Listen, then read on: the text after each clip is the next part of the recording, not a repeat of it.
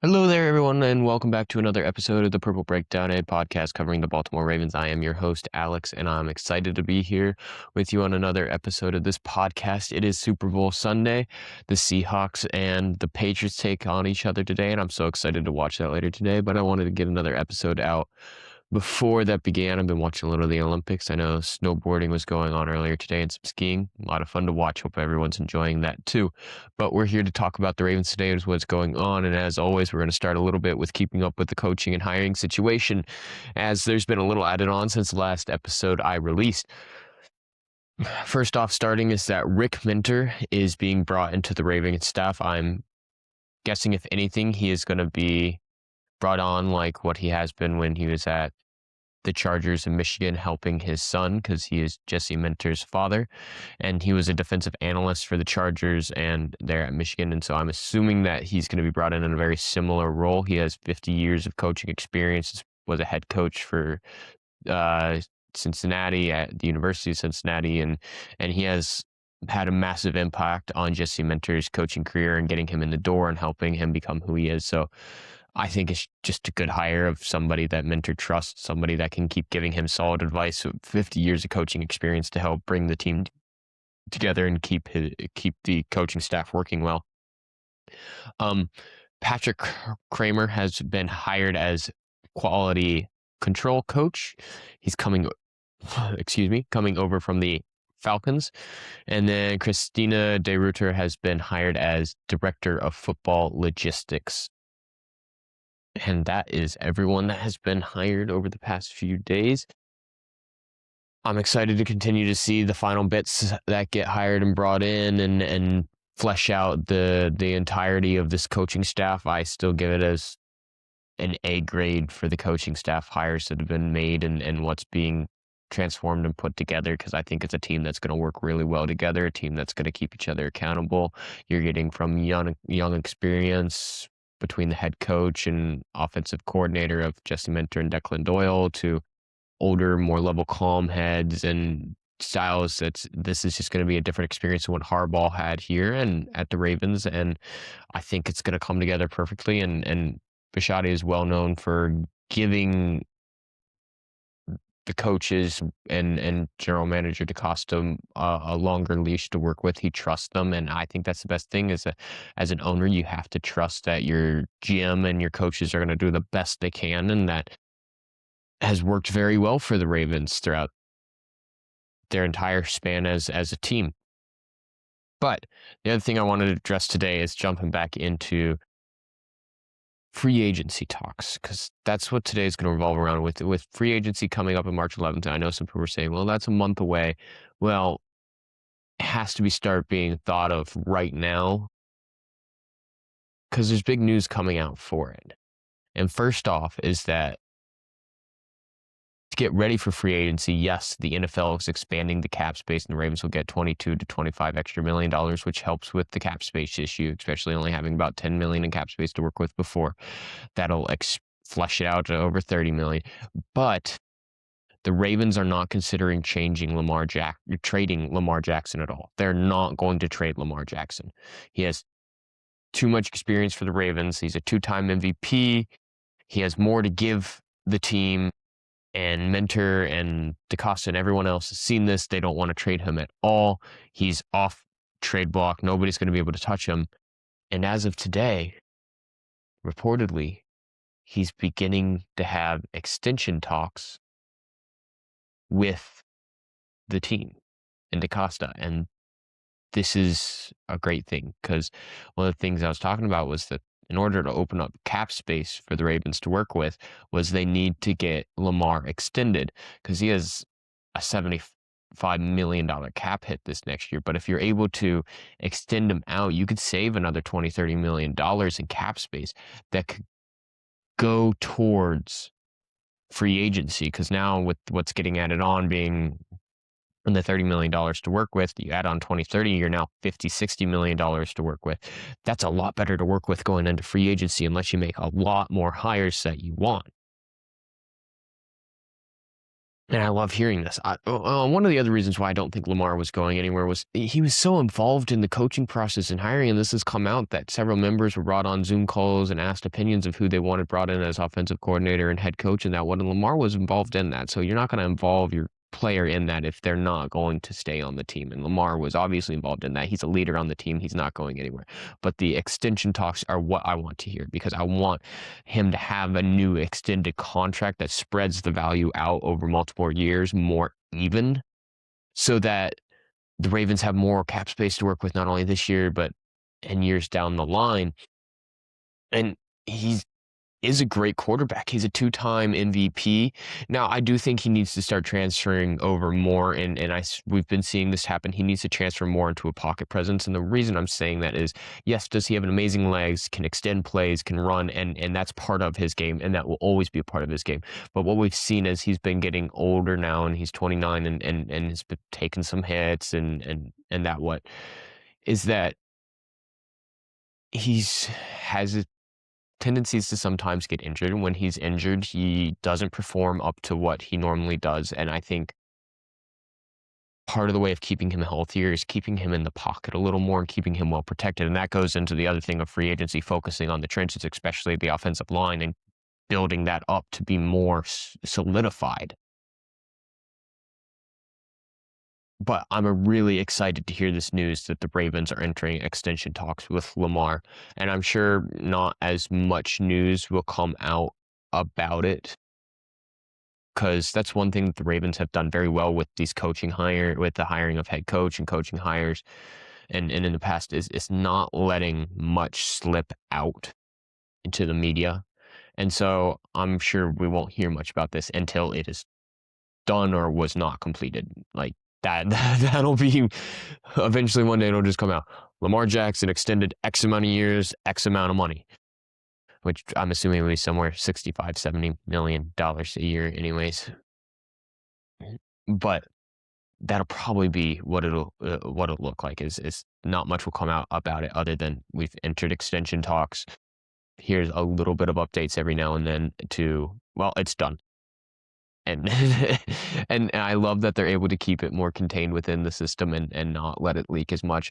And I'm sure there will be everyone talking about this. Well, the Ravens should be trading Lamar. Well, it's Lamar against the Ravens.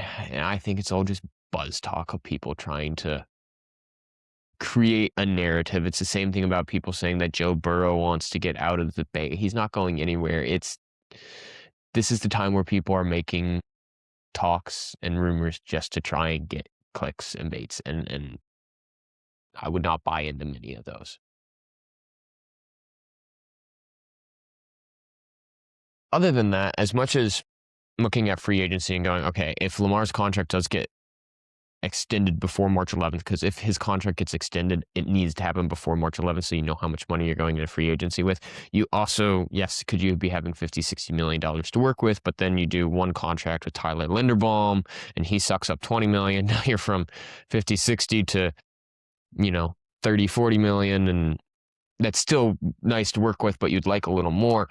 So you need to be looking at other areas too of how to create a little more money to work with, especially because if the Ravens are looking forward at this next year, I feel like they have the key pieces to go on and fight for a Super Bowl and fight for the playoffs and try and win it all, which would be great going into this next year. But I personally want to be seeing the Ravens look ahead, not just for this next year, but the years to come after, and how do you stay consistent and be a consistently winning program and team that is always fighting for one. And that means you need to open up more cap space now to bring in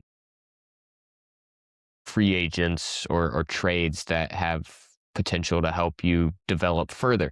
And when looking at this, I think the Ravens need to make a little more cap space here. And the first part is you could restructure contracts between what the new contract Mark Andrews has got, Matt Abike, and still the situation regarding around that with his injury from last year, whether or not he'll play anymore. But he did send out that tweet saying, hey, good news. So I'm really hoping that means he comes back and is at full strength. Rashad Bateman, you could restructure maybe Ronnie Stanley. Roquan Smith, though, I'm I'm not as heavy on the restructuring sides of contracts because you're spreading the money out more even over, and if it's a really front loaded contract, it could help and spread it out and make it more even, but at the same time you could be pushing money around that could make later years throw you into cap space problems. And so there's some that I would say you just don't want to restructure. But there's others that could open up a lot of money with restructuring. Mark Andrews' contract you could restructure and get a decent amount of money. Rashad Bateman you could too. But as much as these the first obvious besides restructuring and Mark Andrews, I believe if you restructure you can save about a I think it was about 11 million and Rashad Bateman's you could save nearly 9 million. So that could be 20 million right there between the two of them, which it would take that after keep you up 50, 60 million after giving Tyler Linderbaum a new contract. But the other obvious one is cutting Marlon Humphrey. Just recognizing the time on the team is done and you could save $19 million in cap space right there. And that's nearly 20 million that you could work with elsewhere. And I think you could also be looking at if you can't, first off, if you can trade Marlon, I would say the same thing, trade and possibly bring in more picks, if not high upside players. And when looking at high upside players, I'm looking at either possibly extra depth at cornerback or safety because Kyle Hamilton will be used in a very versatile role this next year. Mentor's already talked about that. I think they want to move him up more towards point of attack and utilize him as the Swiss Army knife that he is. But in order to do that, you need more depth in the secondary. Definitely looking at edge and the interior defensive line needs strengthening there. And then guards or receivers to add in more receiving weapons. You could also be looking at trading Rashad Bateman or Mark Andrews. I don't think Mark Andrews would be traded as much. When I look at Mark Andrews, he's a much better blocker, in my opinion, than Isaiah Likely is. Isaiah Likely is more stretch the field vertically type of tight end. And that's what's worked so well for the Ravens in the past is having Isaiah Likely and Mark Andrews out there, one who could stretch the field vertically, make the contested catches, and we've seen Isaiah do that multiple times. And then Mark Andrews has had good time blocking and also had good receiving numbers and touchdowns. But he also has a chemistry with Lamar that they just came into the league at the same time and have been together for so long that I think it's sort of the two of them, and I can't really see Lamar liking it if Mark Andrews was traded out, as much as it's a business. And yes, sometimes it happens even if you're close friends, but Lamar has a say in this team as much as people want to say it. As much as Bisciotti and the coaching staff want to say it's opinions, and at the end of the day, it is our decision, which it is their decision. I think Lamar has a say in it and would be upset if Mark was traded out. But Rashad Bateman, when looking at it in this past year, I mean, 2 years ago, he had an amazing season, was a deep threat receiver in what he was supposed to be. But this past season, with between injury and just a lackluster performance all around, it regressed hard, and he had just gotten a new contract extension. It feels like he gave up on plays and just was not what he was promised to be. I think there could be a real possibility of trading him out. And there was already problems with Twitter and him saying, "Oh, well, I'm not getting utilized right, but my account was hacked, and that's why it's getting posted on my Twitter." But I agree with it. You don't say that. You don't come out and just say that. So there could be animosity there that leads to him being traded, and that's anyone that's getting traded. You're either looking for high upside players in the positions I just previously mentioned, or you're looking for further draft picks that could allow the Ravens to trade up or just get more players out of it and more. And I will admit this draft is weaker in some areas than past drafts have been. And altogether, I think there's consensus that this draft class may be a little weaker than the previous ones that have come before. But just because you think it's weaker doesn't mean that it's going to turn out that way. There's always depth and talent that is there to be had, and the Ravens have had a very good job of drafting best available. And I know there's debates of whether or not the Ravens stick with the strategy that Harbaugh and has put forward and DaCosta have put forward of always just drafting what is best available or trading back to get more capital. And I think that strategy doesn't change, even though Minter is being brought in as a new head coach. I think that strategy stays because it has worked very well for the Ravens. And I think that is DaCosta's brainchild, and the coaching staff bought into it very well. And I think this coaching staff is going to buy into it. But does that mean it will stay that way? It doesn't necessarily mean it'll stay that way. They may make some reaches on positions depending on how the coaching staff feels, but that's one thing that DaCosta works very well with.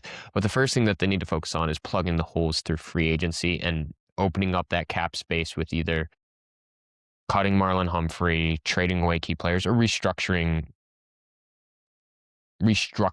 contracts. And then you look at where are our biggest needs, how do we fill in on them?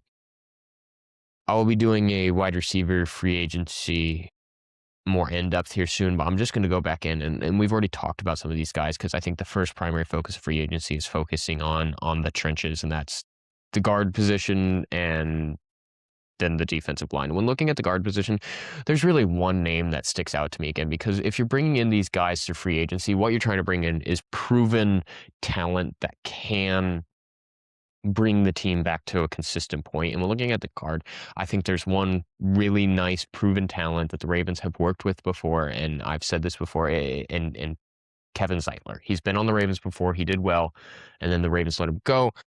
I think he would do very well back on the Ravens. And I'm not just saying that just to be willy-nilly. He'll demand probably about a market value of 9 to 10 million in cap space, but his PFF overall grading is a 74.5. He's a 70.8 on run blocking and a 75.4 on pass blocking, which this is better than what they had at the guard position this past year in Fa'alele and Voorhees. Now, he's 35 years old right now, so he's on the older side, but if you're bringing in any of these proven offensive players that can add capital, I don't think Zeitler's brought in for a long time. I think he's brought in on a 1-2-year contract, and he's being brought in to be a stopgap measure as you draft guard positions, because Emory Jones Jr. will be taking the step up, because I think they let Voorhees and Fa'alele go, that you are letting Emory Jones Jr. take a step up, and then Zeitler's a sort of a stopgap measure for 1-2 more years, and helps coach up and teach up whatever guard you draft this year and next year to eventually fill into that role. But I really would like the free agency pickup of this. I mean, he only allowed 4 sacks this past season and only had 4 penalties against him.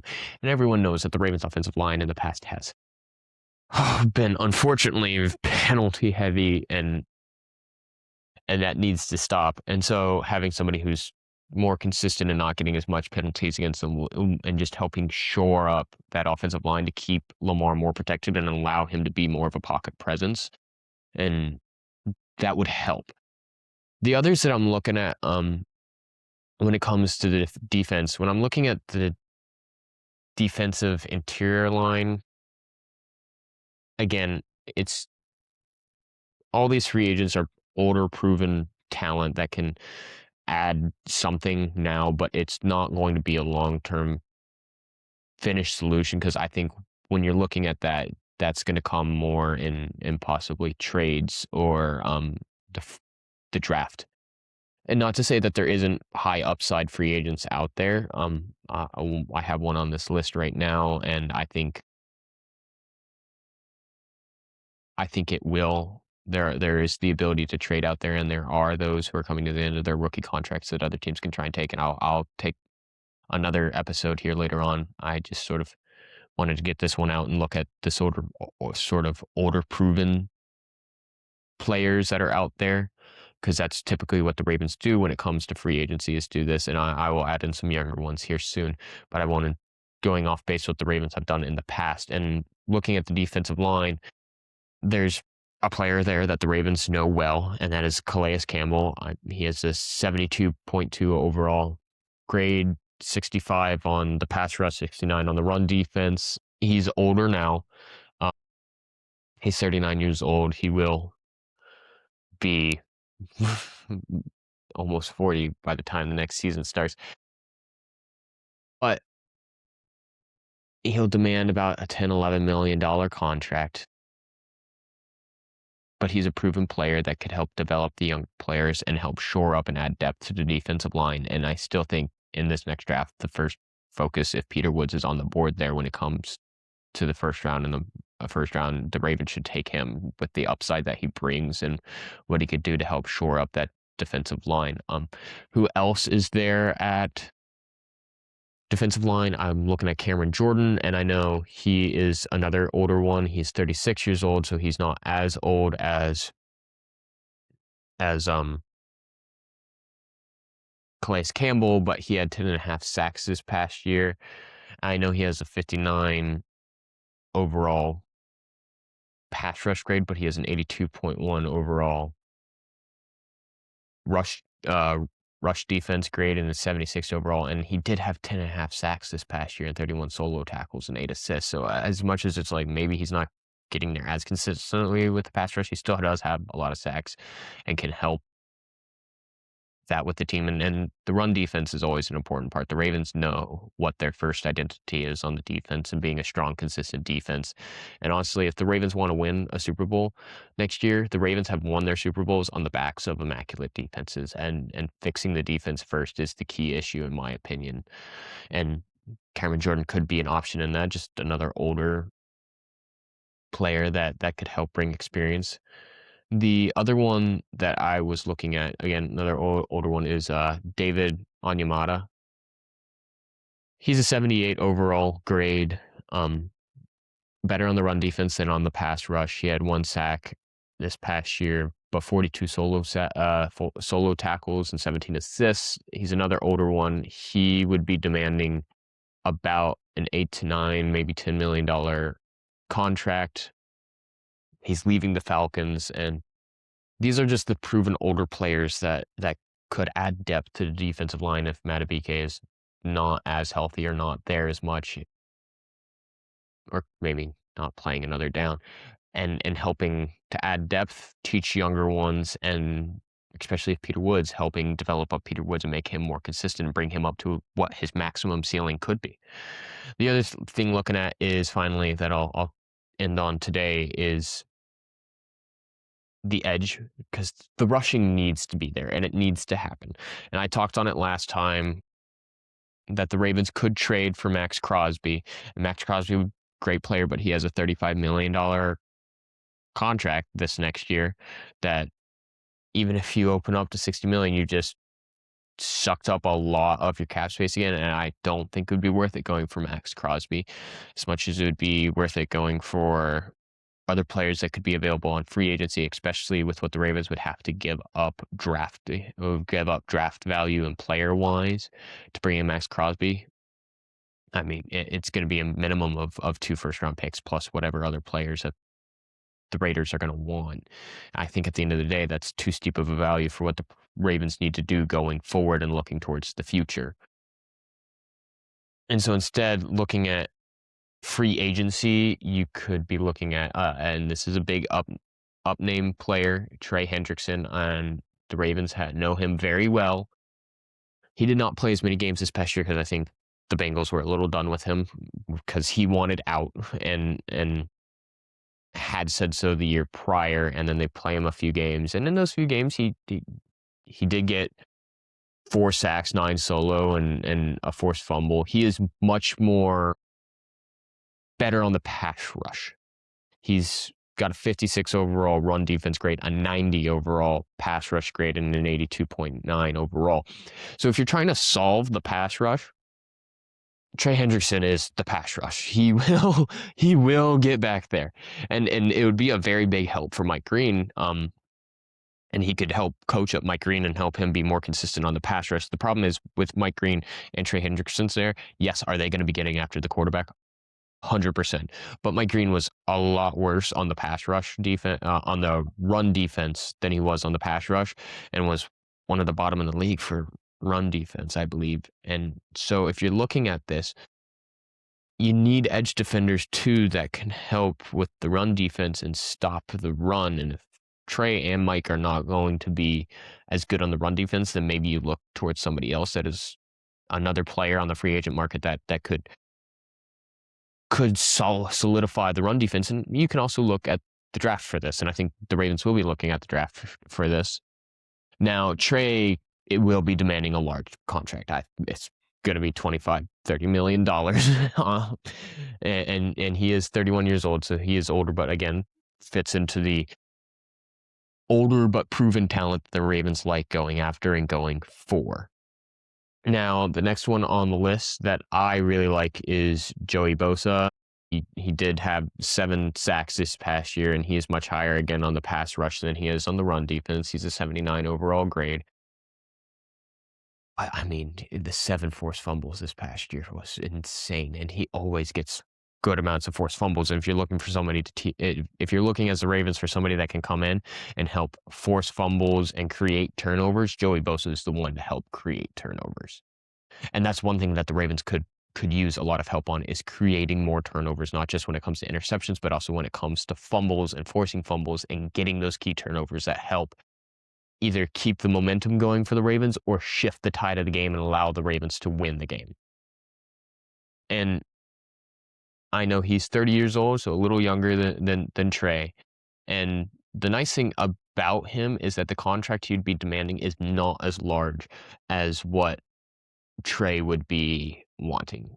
Joey Bosa's contract would be probably closer to 14-15 million in contract, and he'd be another one that, again, just help develop and push Mike Green to the next level, teach him the tricks that he knows, and any other edge defenders that get brought in. The final one that I was looking at, who is younger, he's 27 years old, coming off the Seahawks. The problem is the Seahawks win a Super Bowl this year. He may not be going anywhere. But with upside potential is Boye Mafe. He's a 69 overall. He is much better consistently on both, with 2 sacks and 21 solo tackles this year, 1 forced fumble, and 8 assists on tackle. But he has higher upside potential, in my opinion, in that if he could take a larger role within the Ravens, he could bring out more. The contract that he would be demanding would be probably larger at 10 million in there, which is not as large as Trey or what Bosa would be taking, but it's a younger player that could potentially offer higher upside.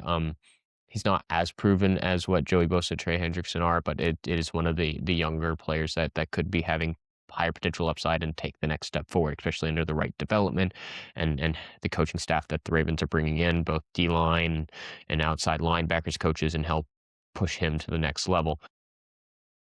But I still think the way forward for the Ravens when it comes to the edge is Mike Green and pushing him to the next level and bringing him to the next step, and also hopefully bringing back Matabike and having him be the dominant force that he is, and bringing in Peter Woods and having him take a step forward too. Because what's going to, again, I'm going to reiterate this and I'm going to keep saying this, as much as the Ravens have a high-powered offense and could be one of the best offenses out there with the combination of Derrick Henry, Lamar Jackson, Zay Flowers, Mark Andrews, Isaiah Likely, and everyone else, they need to add a little more depth at wide receiver and add more talent there at wide receiver. But what has won the Ravens Super Bowls is the defenses, and the defense needs to come back and be more consistent and be the immaculate defenses that it has been in the past. Now, do I think they ever return to what they have done before? And you could say the 2001 season where they just dominated and on the defensive side of the ball. It may never get back to that, but if you can get back to where you're only letting up 16, 17 points a game, 18 points a game, that's a defense that is letting your offense have the opportunities and creating turnovers, letting your offense have the opportunities to win you the games. And that's what the Ravens need to get back to, is having a defense that gives the offense the opportunities to go out there and win the games. Having the strong, play like a Raven, bully ball defense. And that's what I want to see established first, with Jesse Minter as the new head coach, is coming back and establishing that defense. Well, that is all I had for you today. I know it's been about 30 minutes and a little longer, but thank you so much for listening and joining. I will be posting the mock draft here right after this video. There was some technical issues when I tried recording it on Friday night, so I finally solved those, and so the mock draft will be getting posted here after this video gets posted. But I would like to thank you all so much for joining in. If you are listening on YouTube, please like, subscribe, comment, share the video. When you subscribe, like, and comment, it helps push it on the algorithm, because YouTube does have an algorithm. It helps expand the podcast, and I love seeing the comments that you all put out there. It makes my day. I love interacting with you guys. I believe I'll be creating a Discord here soon for everyone to interact on and spread more ideas. I love hearing from you guys, and I want to hear more. If you are on Spotify, please leave a review, follow, share. Helps grow on there too. I can't wait to talk with everyone again and post another podcast episode. Enjoy the Super Bowl tonight. Enjoy the Olympics. Go Team USA. I will see you all next time. Have a great rest of your day and a happy Super Bowl Sunday.